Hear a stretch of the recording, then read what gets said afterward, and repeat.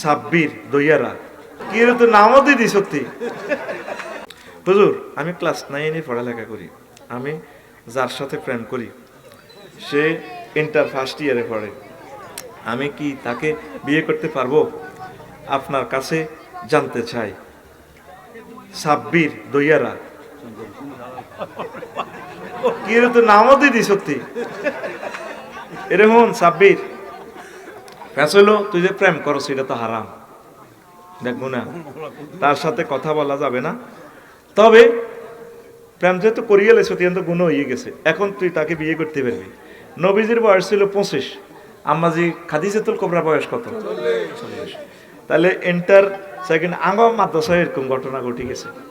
আহা হা কিতে আর কইও, ক্লাস 9-এর ফলা এইভাবে আলেম নাকি ফাজলের মেয়ে রে। তো তুই সাথে বিয়ে করতে দিবি, তোর আব্বারে বল। আর রাষ্ট্রে এটা আইনটা চেঞ্জ করা দরকার, যদি এরকম ঘটনা ঘটে। বয়সের যে একটা বাধ্যবাধকতা, এটা ইসলাম এটা মানে না।